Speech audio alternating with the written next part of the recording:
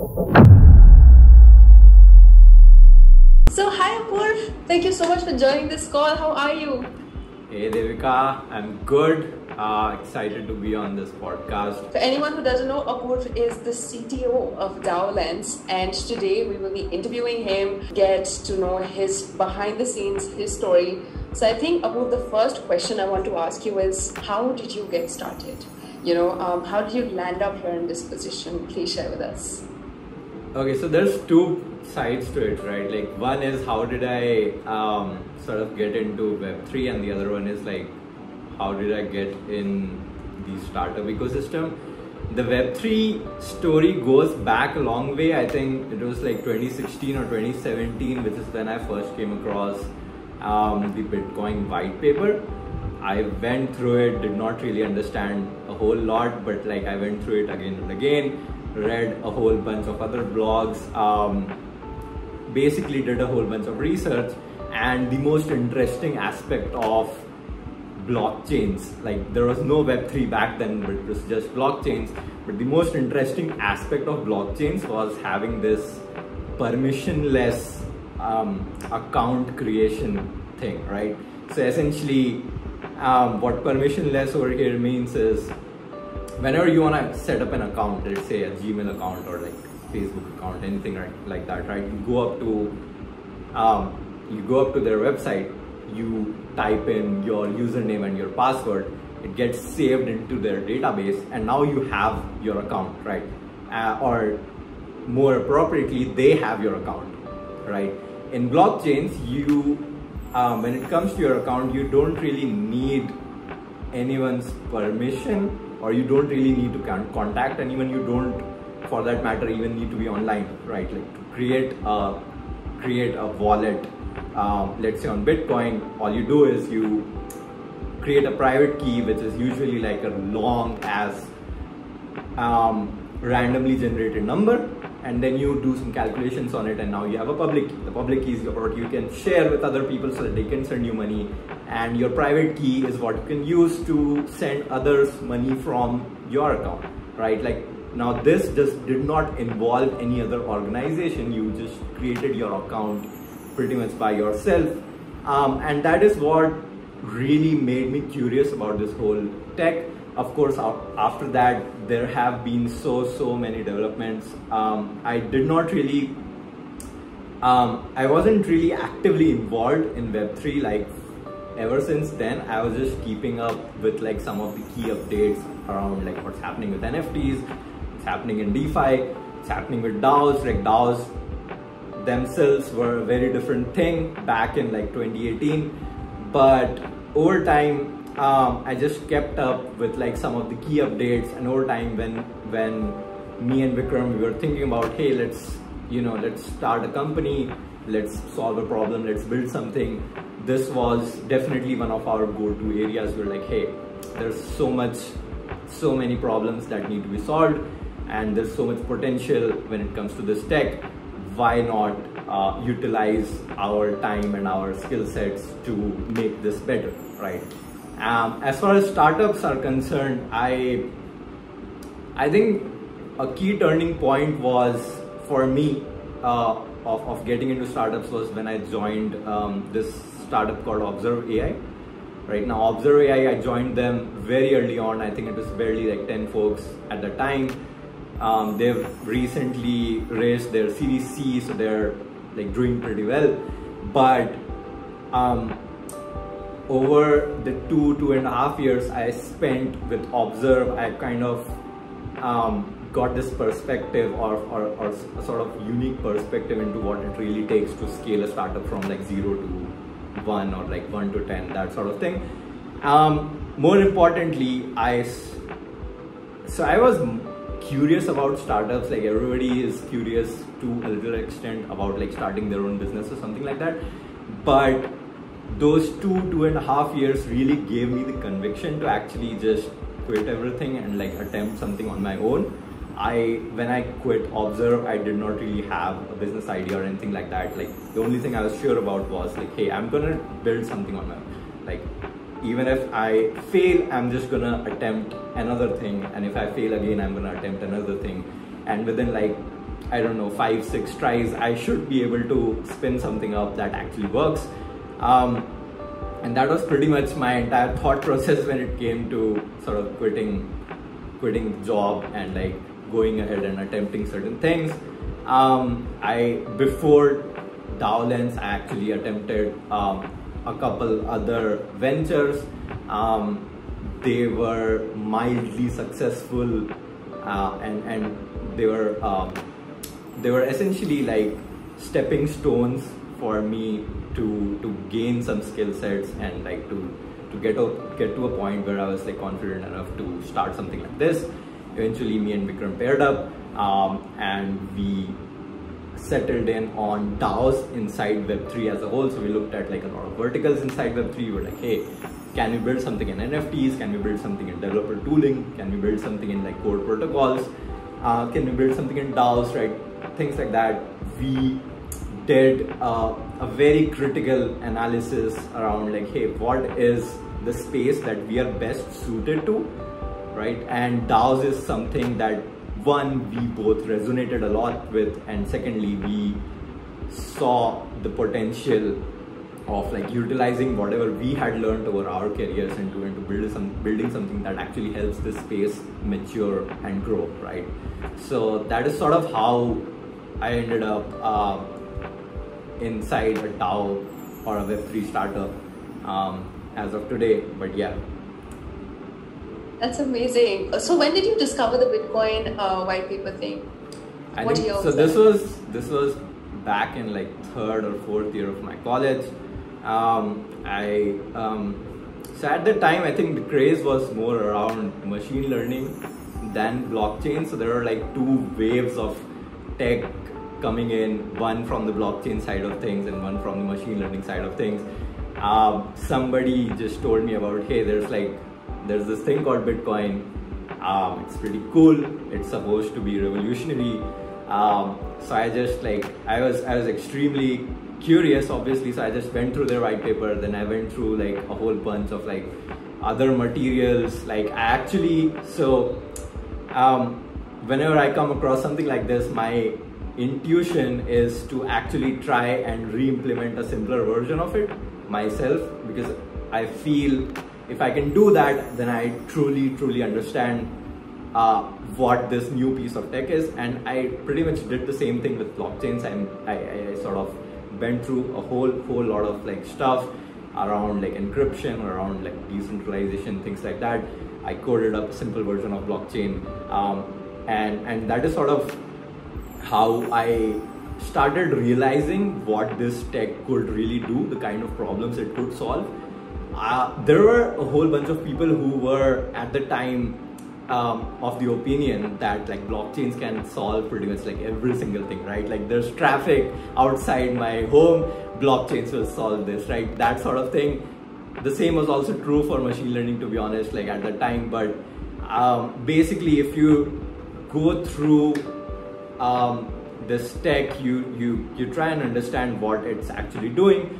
There are a number of legit use cases, and that is sort of what hooked me inside the blockchain space, right? At that time, there weren't really a lot of like DApps or anything like that. The space was barely a baby, and people were sort of coming up with like whole array of applications around like what they wanted to use blockchains for.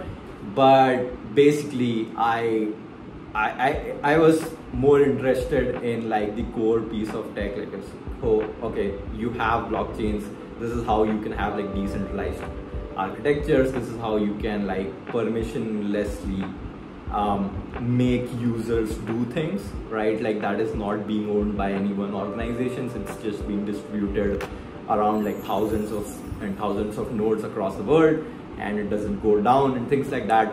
Those core like features of blockchain is what I was primarily interested in. Eventually, like people started building a whole lot of things on top of it, like NFTs and DAOs. And DAOs is something I felt was like a really good utilization of what blockchains can Like they take the permissionless aspect of like financial transactions and like bring it in all the way over to like how people manage or create organizations, which I think is a brilliant change that can happen over the next year or like the next couple of years.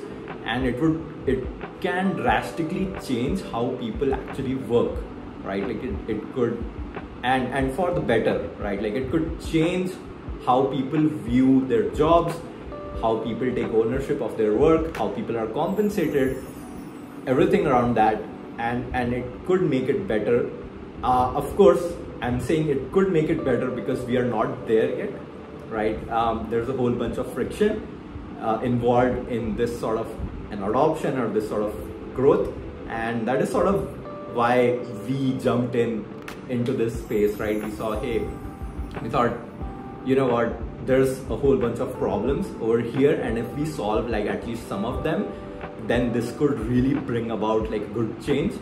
And overall, for me, it's always been extremely exciting to sort of jump into spaces where there's a whole lot of ambiguity, right? Like I feel extremely comfortable when there's like a whole lot of ambiguity, when people haven't figured out everything, when there's a lot less competition, right? You can go ahead, you can experiment, you can figure things out from the grounds up, and you can build something new and better, right? This is sort of why I sort of jumped into the DAO vertical inside Web3, right? But yeah.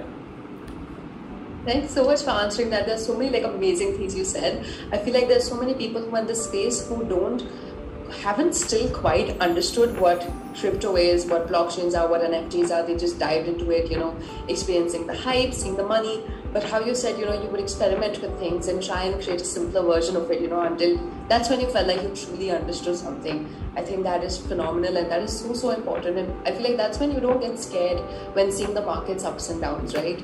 You don't feel like scared in the bearish market, and people have been tweeting out that, you built in the bear market.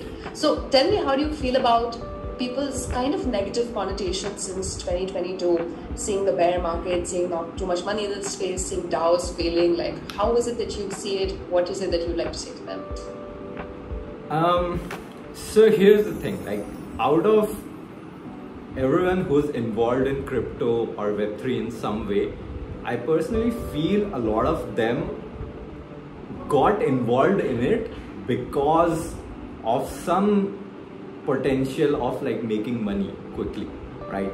Like a lot of people, they weren't buying NFTs because they appreciated what NFTs stand for, or like everything around ownership or anything like that. They were in it so that they were buying NFTs so that they could flip it, right? Like they could sell it to someone else for a higher price and like get some profit, right? Like the same is true for like a lot of other things. For example, DAO tokens, right? A lot of people were buying tokens not because they were interested in the governance of the organization or the growth of the organization or anything like that. They were buying tokens because they felt, hey, the token price is going to go up and we're going to sell it off and we're going to get rich.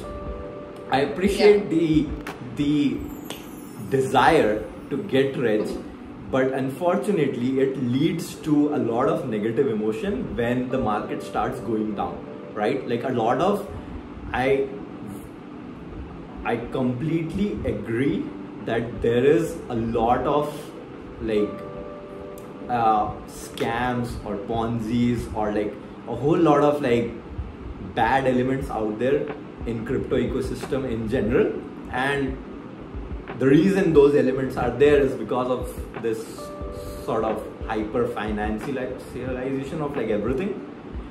But all in all, what I feel is like as we go into the bear market, like, and whenever we come out of it, the people who are going to remain in this space are the people who understand what blockchains, what DAOs, what smart contracts, what every one of those building blocks, what they offer and the potential they have, right? Like for their use cases, for their utilities, and not because they want to make some quick buck, right? Eventually, more people are gonna come in. the mass adoption is going to happen when there's like a whole lot of issues around like UX or sort of like just this space being like user friendly in general. The mass adoption is going to come in when those problems get solved, and that mass adoption is not going to be driven by a desire to just get rich quickly. It's going to be driven by a desire to reap the benefits that blockchains and everything built on top of it offer, right? So as of now, I don't really I mean, I'm sort of happy that we have less noise as we go into the bear market, because like everything that was purely being driven by the token prices going up is sort of like at a standstill now, right? And the people that were only in it for that purpose are also sort of going away, which means we can sort of focus on the core problems, which is how do you make the value of these blockchain related stuff available to everyone, right? Like there's a lot of people who I know would enjoy working at a DAO, right? They would happily quit their jobs and go work at like 2 different DAOs, earn all of their income through that. They would probably be happier doing that. It's just that they have no clue what DAOs is, and the reason behind that is like every time someone from outside the crypto community looks at or hears about anything related to crypto, for example DAOs or NFTs, they think about token prices or like just some sort of a stock that's just crazily going up and down and like people are gambling on it or something like that, right? They don't ever get to see what the benefits are, what the pros are, what the cons are, how can it change their life, things like that, right? This is exactly why bear markets are somewhat helpful, because it sort of cuts down the noise, and now you can actually see what Web3 is really about, right? At least when it comes to its real life applications or utilities. Definitely. Tell me, you got interested in DAOs, you learned about the technology, you were really passionate for what it stands for. Instead of participating in a DAO or starting your own DAO, what made you start DaoLens, and what drives you every day? Wake up and work on DaoLens. Okay, so I'll sort of answer this in like 2 parts, right? Like one is why DAOs in the first place, and then the second one being like why go for building a DAO tooling thing as opposed to starting a DAO yourself, right? So when it comes to DAOs, right, like what I feel about DAOs is they sort of offer, even in their current messy form, they actually offer like real world benefits to people who can actually navigate through that mess and like contribute at DAOs, right? I know folks who started working at DAOs and then they quit their jobs, they started working full-time in DAOs, and they essentially enjoy a whole lot of benefits that you can never probably get in any organization. For example, having ownership around what you're working on, right? Having ownership around what you're being compensated. Having a lot of flexibility, the kind of flexibility usually only freelancers can afford, and all of that with the aspect of like being a part of an organization that is working on something bigger than like what a freelancer or like a team of freelancers could ever do, right? So all of this real world benefits, it's just that to actually avail those benefits, you actually need to navigate through a lot of mess, a lot of friction, because DAOs are fairly new in their current form and they're gonna evolve even more in the coming months and years. But all in all, the core aspect of taking the permissionless aspect of a blockchain and putting it inside organizations, right? So such that people who have certain business ideas, project ideas, whatever, they can permissionlessly create organizations, and everyone involved in those organizations have a lot of ownership and flexibility around what they're doing inside that organization, right? Both of these aspects, in my opinion, are nothing short of like revolutionary, right? Today, when we got around to raising some funds, we had to register our company, right? And the process of registering a company was so hectic, it was so time consuming, and all of it was solely because you have these governments, you have banks, you have a whole lot of organizations involved, and none of that process is permissionless, right? It's all permission driven. You need to go and register your organization with the government of the country that you want to register it into. Governments want to keep track of like everything that's happening in that organization, especially when it comes to taxes and finance. So they're gonna make you go through a whole lot of process so that you can actually like justify the existence of your organization, and so that they can make sure that you're not doing anything that goes against their policies. The same goes with banks. All in all, it just produces so much friction that I believe it actually ends up curbing a lot of innovation that could have happened if it was a permissionless and like an easier process to start an organization, right?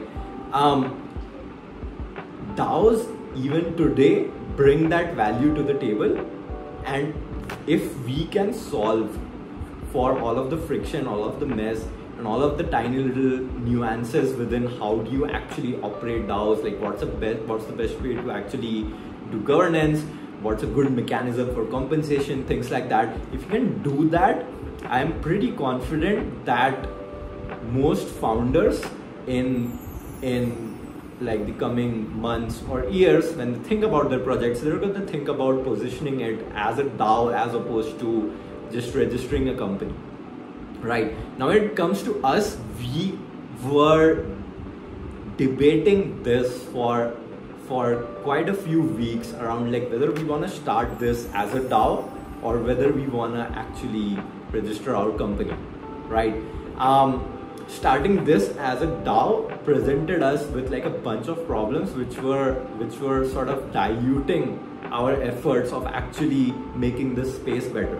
So what we decided upon was like, hey, we'll start an organization and we'll progressively decentralize it, right? What that means is right now it's governed by us, but eventually and slowly we're gonna let go of that control to the community that we built around this organization, right? That seems like a good compromise between the speed and efficiency that you can get if you just create like a small, efficient, skilled team and put them to work, and the decentralization and ownership aspects of like a decentralized organization, right? So it's a good compromise or a good middle point between these two ends of the spectrum in our belief, which is why we sort of thought, hey, we're gonna just go ahead and like register it as a company right now. We're gonna grow a community around it. We'll progressively decentralize control over to the community so that it keeps going on, right? And as far as like creating a DAO, like as far as just creating a DAO goes, right? Like we were never of the opinion that we should just create a DAO for its own sake, right? The DAO, in my belief, should always be looking to at least solve a problem, right? There are DAOs that are there just so that the community gets to learn or interact or make connections or like help each other out with like various things, no concrete objective in mind, and even those function well. But in my opinion, I was always focused on like solving a particular problem and building tools for a space that I believe is gonna grow is something that I've been excited to do even before DaoLens and like before sort of getting into the startup space. I've always been of the opinion that if you can help a space grow, you will definitely like reap the benefits of it, and it just feels a lot more like exciting and satisfying as opposed to just creating a DAO and like just experimenting with how it works and things like that, right? So DAO tooling was something that I was convinced about right from the get-go, and positioning it as a company and progressively decentralizing it is something that we gave a lot of thought on, and we decided upon this route for the benefits I just mentioned, right? That's amazing. Thank you so much for sharing that. Let's just switch up the topic a little bit. Would love to know, what was your dream as a child? So to be honest, my dream was to just join the military. Like, I know it has like nothing to do with tech or where I'm at right now.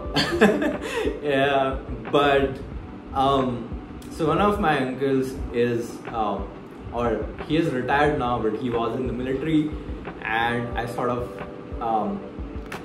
got a little bit of exposure to how they live and how disciplined they are, and like how they operate in general, like inside and outside of their organizations. But basically, I was extremely impressed by whatever they were up to. I was also really fascinated by just the physical fitness that everyone has inside military, right? Like, and this is not just about the soldiers that are active right now, but it's also about like the folks who retire out of military. They tend to be really fit even in their 60s, 70s, and that is something that really fascinated me. I know it's like it's not at all related to like Web3 or anything, but that is actually what I dreamt about as a child. That's anyhow, awesome. I just I somehow ended up sort of in like studying mathematics and stuff, and then I got into machine learning, and then I got into Web3, and now I'm over here. That's also like a certain kind of discipline, right? Like you've always attracted to discipline, and you landed up here. Yeah, I mean, like, I think the aspect of like being physically fit has carried over from like that time to this date, even though like tech industry is sort of notorious or like infamous for having like really unhealthy lifestyles and things like that, but at least as far as I'm concerned, and like a few people around me, I tend to always like push for like at least a decent nutrition and like a decent amount of like physical activity, things like that, so that you can in some way ensure that you also retain some of your physical fitness as you go on in life. So that is sort of the only aspect that has carried over from like those childhood dreams over to me right now. Yeah. But yeah. That's amazing. I think the Uber CEO Travis was once asked, what is like, the secret of success and stuff like that. And he said the statement, he said, fitness is the first step to greatness. He said, because I was like, it's so much more about like physical fitness, it's also so much about like mental toughness, building that discipline. It's a way of life, and you start operating like that. And when you develop those habits, you're able to deploy in like different parts of your life as well, right? So I think it's like amazing. Yeah, I mean, I completely agree. Like, so I have most of the people who are really disciplined in my life have this discipline both in their mental or their professional aspects of their life, as well as in their like physical fitness, right? Like if you have discipline in one aspect of your life, I think it carries over to like the other aspects as well. So if you're really like strict, or at least like if you're really into, let's say, running or something like that, it sort of carries over a little bit into your professional life as well, even though you're not really running around as far as like tech industry is concerned or things like that. But yep. That's awesome. Our podcast is called Humans of DAOs, and as much as we love to talk about DAOs and crypto and Web3, I think it's so important to also like uncover the human beings behind them, right? So I feel like questions like these really help people understand who you are as a person, and they can relate with things, right? Like someone might not be able to relate with you that you read the Bitcoin white paper, but they definitely can relate with you that you wanted to get into the military at some point. So it's amazing. And along the same lines, I would love to ask you, what was it like defining moment in your life that really shaped who you are as a person? If it was a book you read, a movie you saw, like a person you met, experience, like talk about that. That's an interesting question.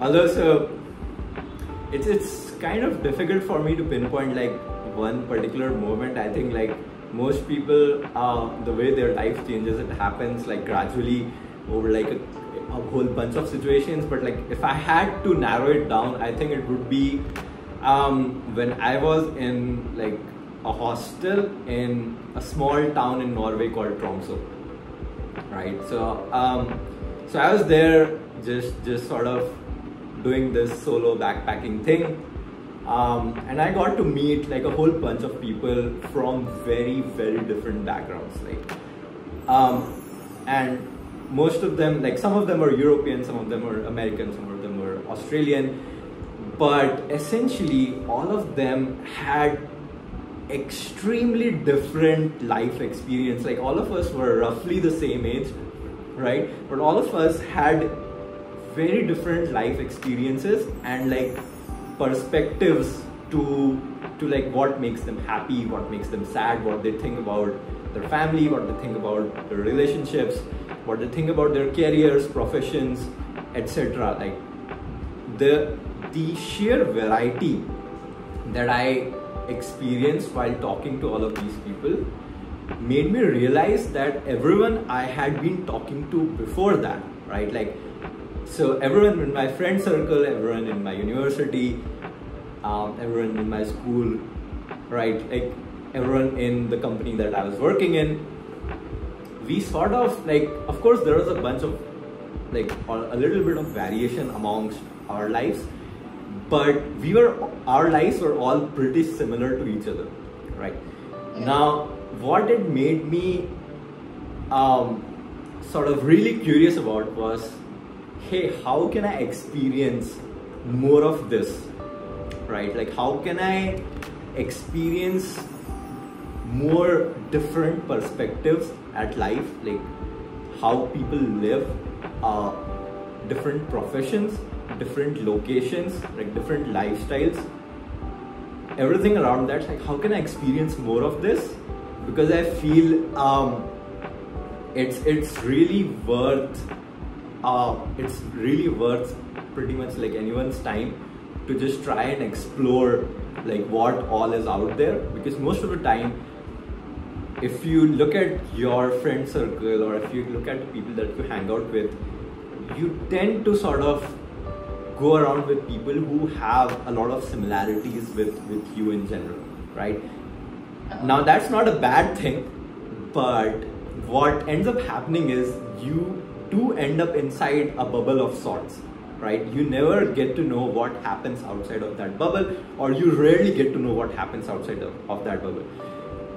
But so basically after that experience, the major change that happened in my thought process was I started making decisions around my desire to explore more, right? So I would always think about like, hey, is this, if I do this, is this gonna make me more likely to experience like something outside of my bubble, right? That was sort of like one of the key experiences that really made me wanna like do things that enable me to explore more, because mostly people do not really have the luxury to explore everything and just like let go of their lives and just go on like trip after trip. And it's not really a lot about traveling, it's more about like you getting to meet different people.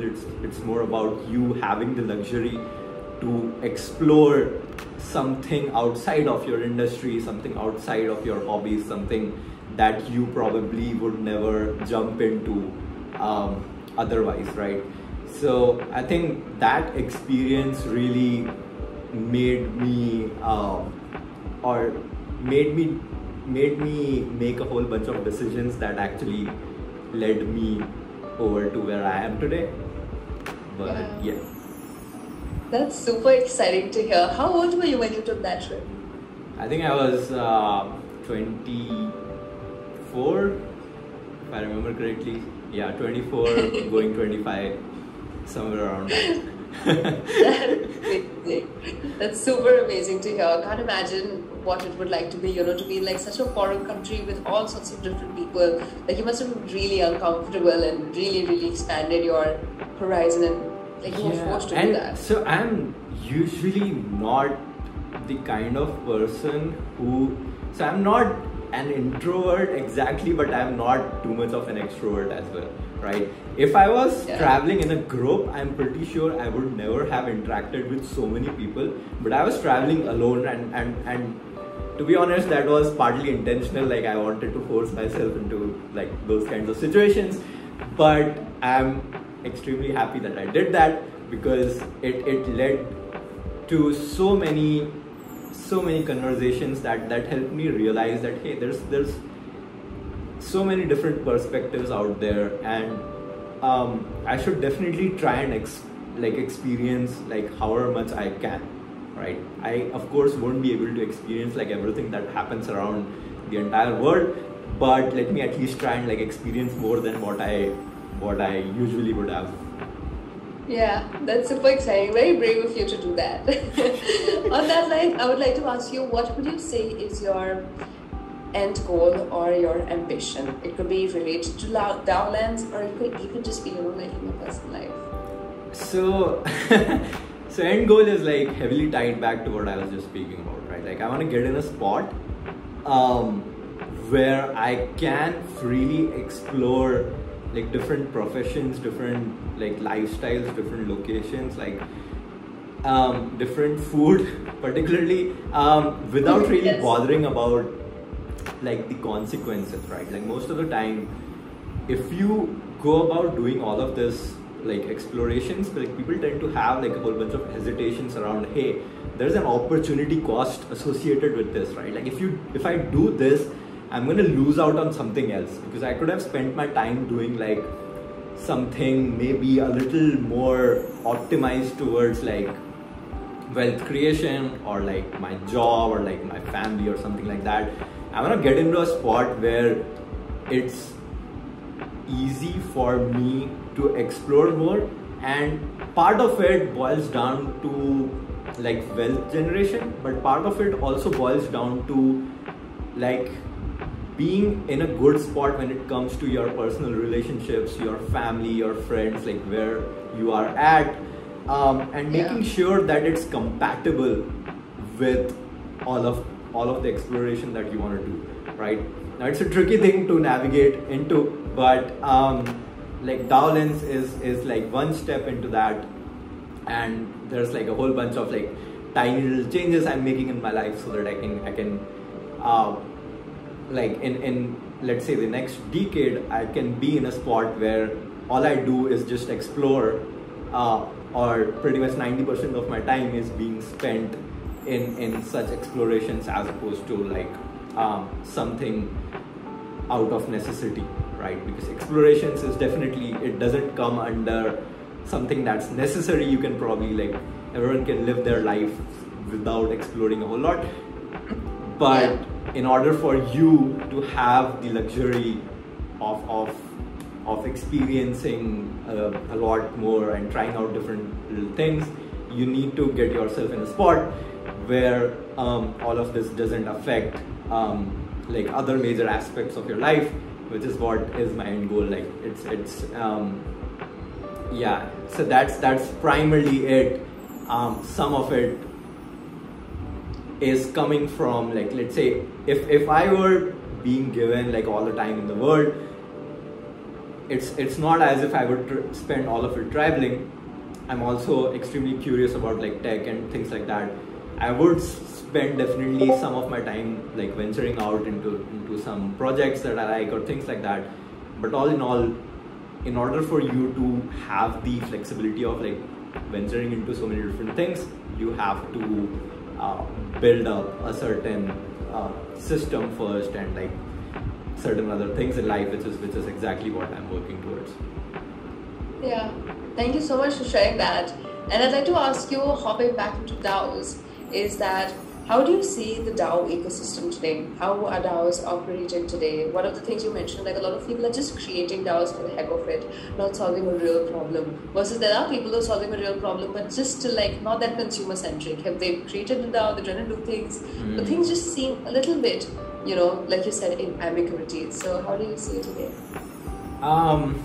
Okay, so there's a couple different sides to it, right? Like one, as you mentioned, a whole bunch of DAOs are being created just for the sake of creation, right? Now that's not necessarily a bad thing, because there needs to be a whole lot of experimentation before we arrive at a way of creating and managing and running DAOs that is actually like sustainable and it's user friendly and it leads to mass adoption, right? There needs to be a whole lot of experimentation, and all of that experimentation is not going to happen if people just stop creating DAOs.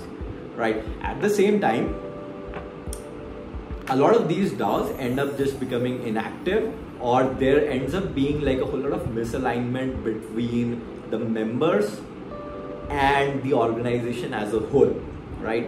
Which is when people start gaming the system, right? They start looking for loopholes, they start looking for tiny little issues that can help them personally gain some tokens, some wealth, some voting power, whatever it might be, and not really help the organization with their North Star, right? This is a core problem, and it's gonna get resolved as people experiment with more mechanisms. There have been instances where there has been proposals and like voting to sort of like take away voting powers from certain whales who were looking to abuse it, things like that. A lot of that mess is gonna be there for at least the next couple of months. But all in all, I feel it's gonna mature a lot. Maybe the term DAO, like decentralized autonomous organization, maybe that term might not sustain. It might get changed into something as mass adoption happens, because it does not really do justice to what these organizations are really shaping up to be.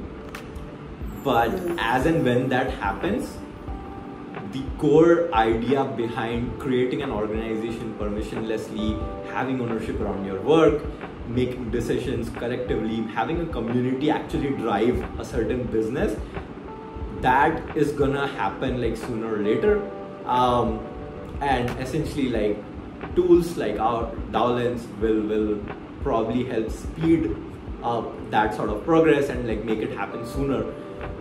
But as of now, there is definitely a whole lot of mess. Like most DAOs tend to not have like a clear roadmap in mind, or if they do have a clear roadmap in mind, they tend to have like a lot of mess around their governance, a lot of like gaming going on.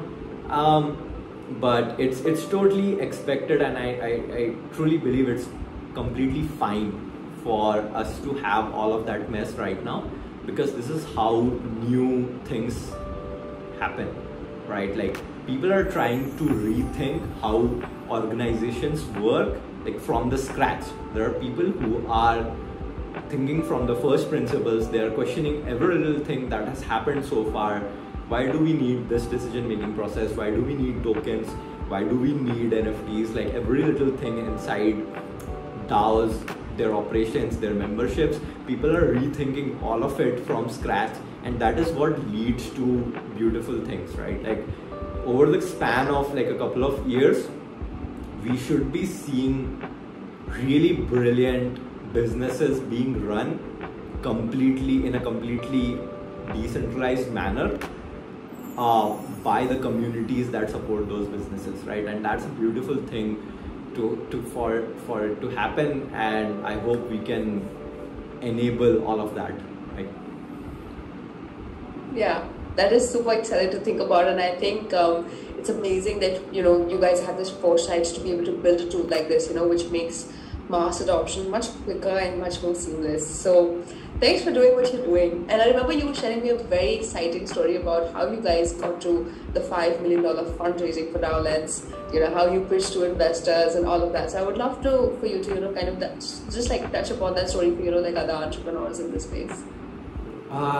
Okay, so this So I just want to give a disclaimer because I've been in discussions around like a lot of fundraisers, and I've seen like a bunch of them happen very closely, and not all fundraisers happen the same way. So whatever I'm gonna talk about does not mean if you go for a fundraiser it's gonna happen like in like the same way.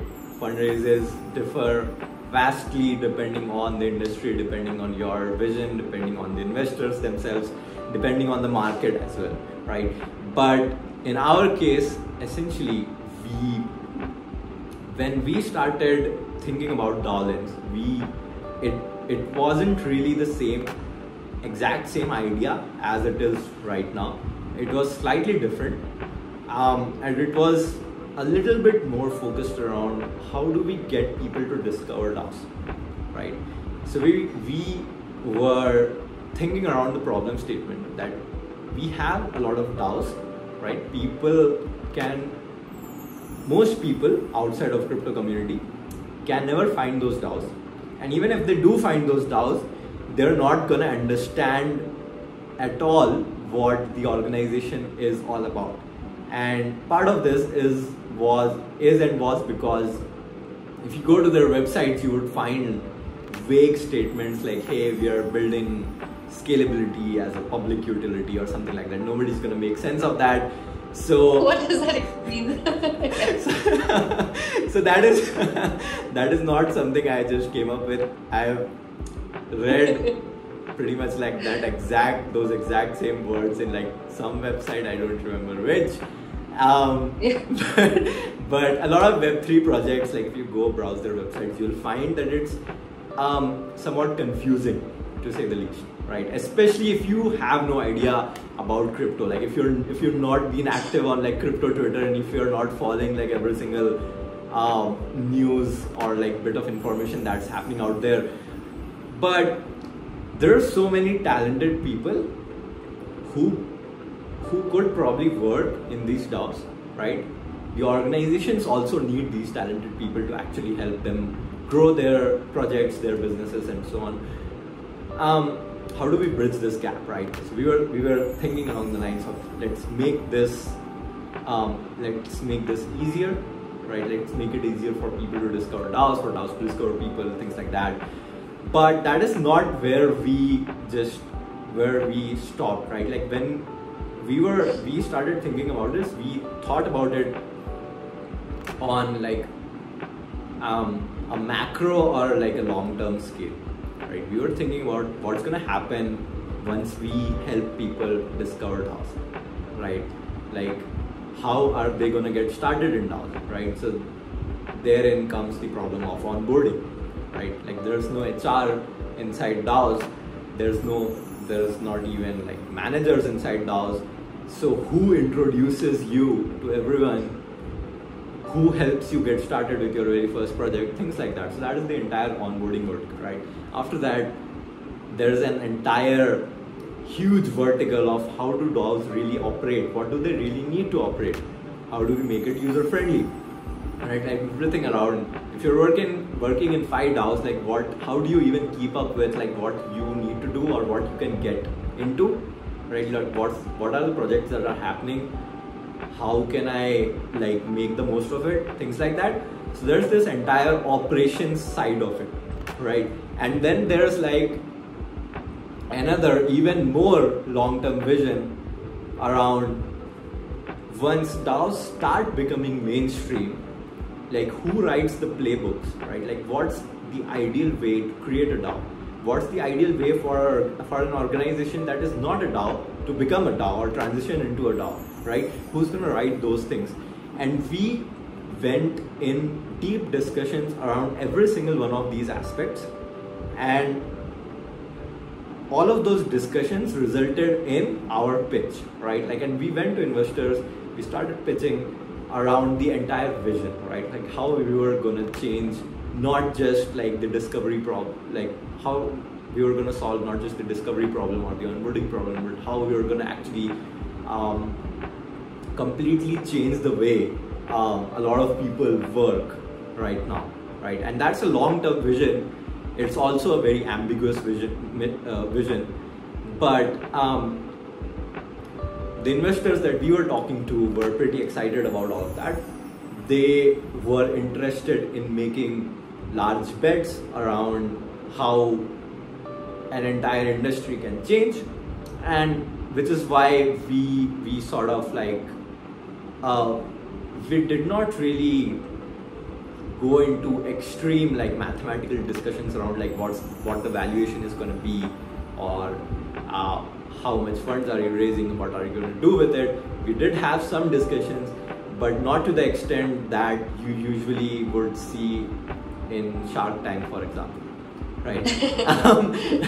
So we made it clear that, hey, this is an ambiguous space, and we don't know concrete details around like every step along the next few years of our journey, but we do have it broadly charted out, right? And this is what we want to do. This is why we are in a good position to do it. That sort of goes into the backgrounds that me and Vikram had, which is also something investors consider.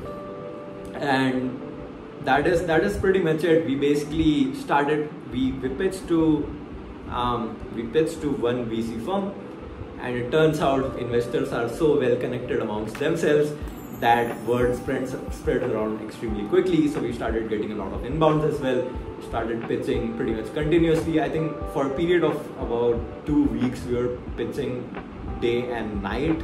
Like there were days when, for example, I'm having dinner, Vikram is pitching, then Vikram is having dinner, I'm pitching, and then we both are pitching, right? It was non-stop. We were also at the time in an Airbnb where the network was not that good.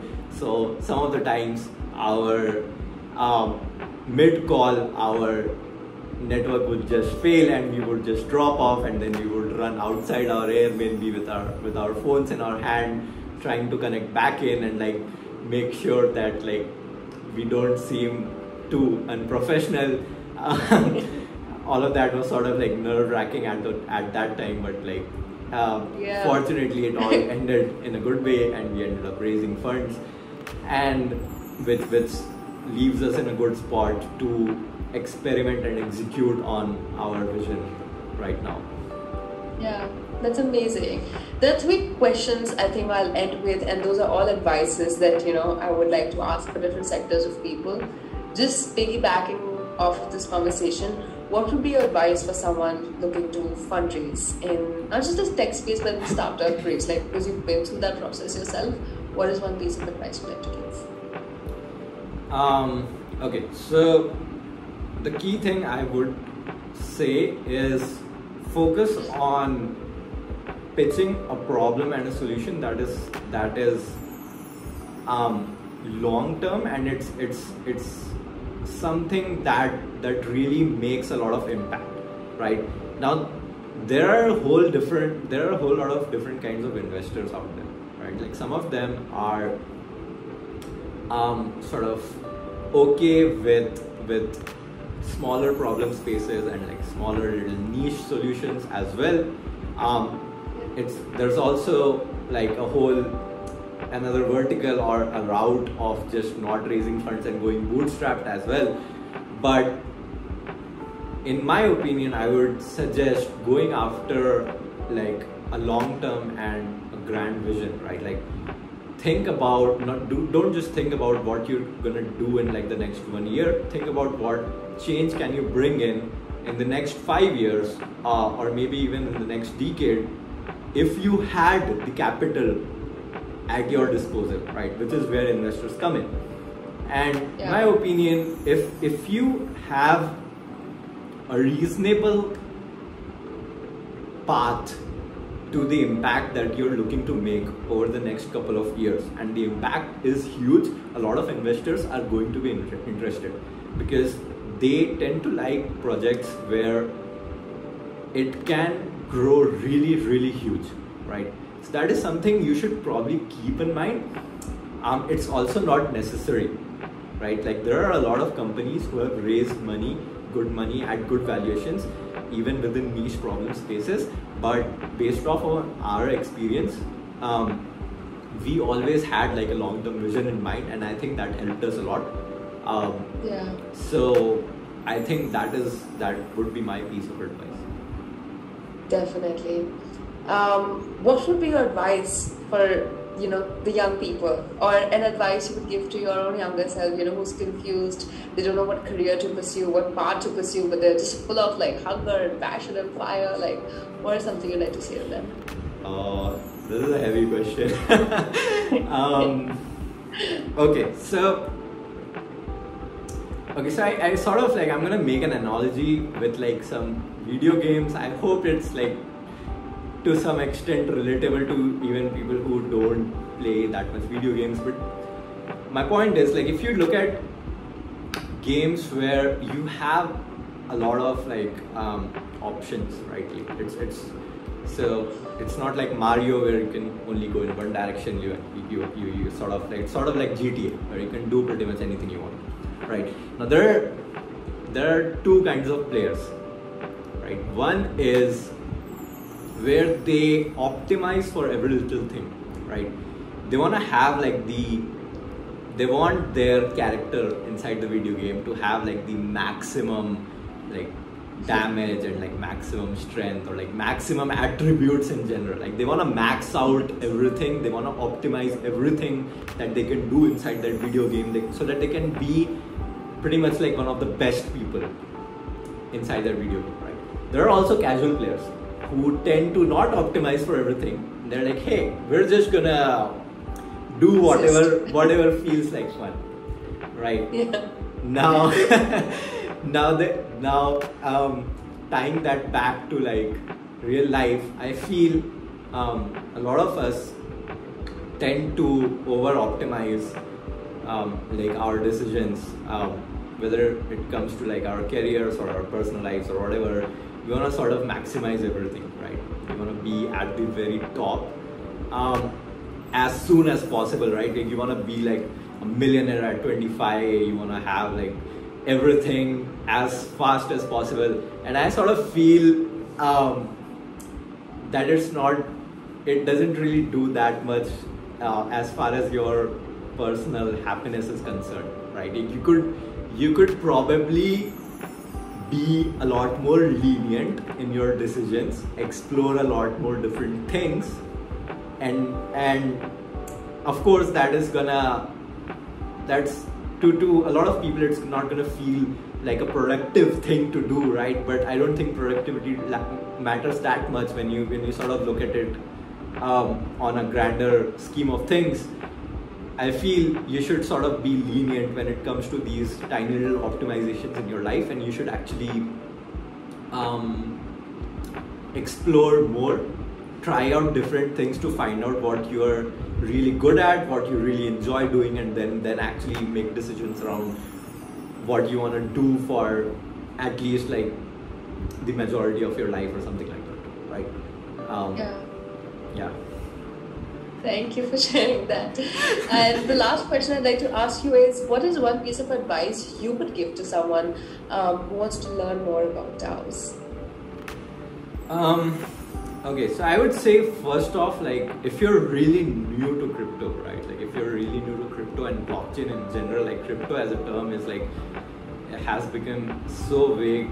I would prefer to use the term blockchain in general, but essentially if you're completely new to that, I would suggest first reading up about blockchains, like the basic building blocks, right? Like what are blockchains really for, what are smart contracts for, what can they do, what potential do they have, like really truly understand them, go deep into them, spend a lot of time thinking about things from the first principle, right?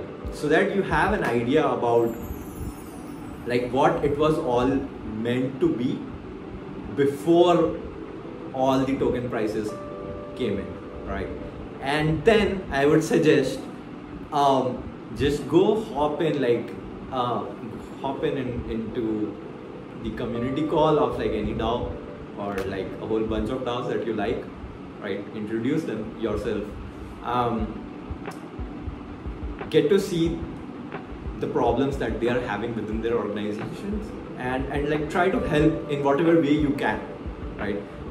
Most organizations have a lot of mess right now, which is why any and every bit of help is appreciated a lot. But in the process of doing that, you'll get to see both the pros, the cons, like everything that is happening right now without any of the sugar coating or anything like that. You'll get to see what really happens within DAOs right now, how it can be changed, and what it can potentially become, right, if everything was ideal. So yeah, definitely. And you can start with joining our DaoLens community call every Friday on our Discord, and you can find the link down in the description below. Yep. And on the last one, Apoorv, thank you so much for doing this with us. We loved to get to know your story and learn about your expertise and your exciting experiences from over the years I've got you here. On the last one, is there something you'd like to share? Anything you'd like to talk about? Any ending thoughts? No, yeah, I truly enjoyed this conversation, and I would just suggest, like, everyone who is like really skeptical about crypto, or like especially given the bear market, things like that, to sort of like not look at the financial aspects of like whatever is happening right now. Just go look at like the tech behind it, the applications it can probably have, not just when it comes to DAOs, but when it comes to like every other vertical of blockchains, and sort of create your own opinions around like what it can potentially become, right? Everyone, like all of the crypto community as a whole is still really small compared to, let's say, all of the professionals working around the world right now, right? Only a small percentage of people know about what's happening in crypto, and like what can potentially happen in crypto. So if you form your own opinions, and if you set out to do something in this space, I think it's a very, very good time to sort of jump in and actually explore what you can make happen inside of your without sort of getting into all of the market related things, right, or everything that the current crypto community is talking about, because that community is essentially gonna grow a lot over the coming years, and you will eventually be as much a part of it as are the people who are there over in that community today, right? But yeah, thank you for having me. Truly a great conversation. Of course, it's literally your podcast. This is the DaoLens podcast for humans of DAOs. Thank you, Apoorv. It was such a pleasure to host you. Thank you so much for sharing so many valuable advices, and we look forward to more content from you over the course of the next few months. Thank you. Have a nice day, and thanks for everyone who's watching. Bye.